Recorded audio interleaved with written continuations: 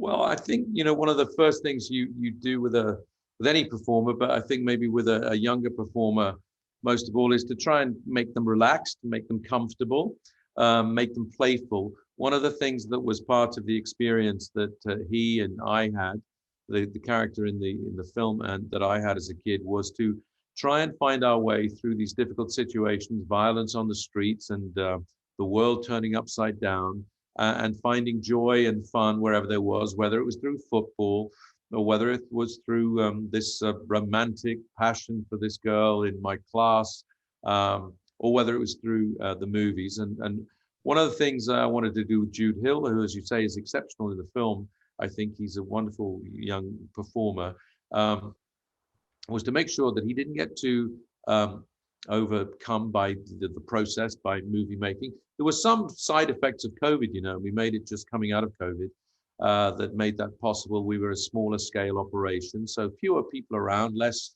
sort of mechanics of a film set around, so less maybe physical distraction or visual intimidation. He's a smart learner. He's very much a sort of a sponge as a boy, and so he was ready to take all this information in. And as I say, still be playful, still enjoy himself. We still wanted to get this real sense of his youthfulness, of his 10-year-oldness as he was when he was making it.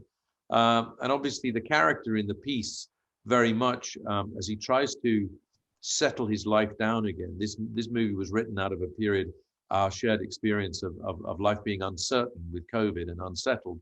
And back in Belfast in 1969, life was also very uncertain and unsettled. And one of the ways that Buddy tries to put himself back together again, and so does his family, is with trips to the movies.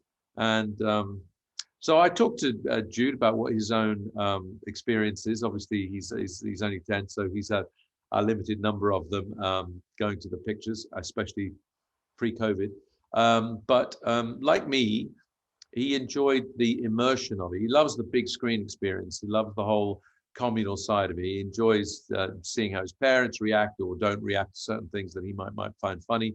And one of the things that Belfast, the film, does, I think, is celebrate the movies as a great way to escape, a great way to leave your own home and do something and experience life, experience stories as you would not experience even with the greatest experiences in your own home through whatever device you may choose to receive your entertainment on. But the big screen experience, the surround sound, the size of both, I think, can be quite transformative.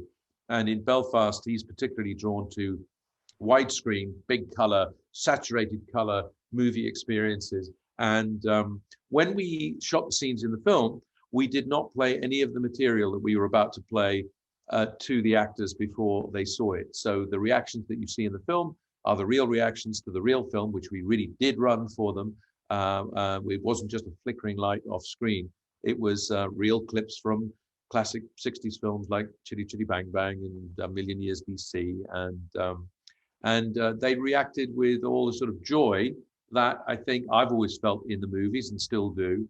And young Jude Hill at 10 was ready to embrace all that as well. So as much as the film is a sort of a kind of ode to the best parts of my childhood, and some parts of that childhood, like most people's, were difficult.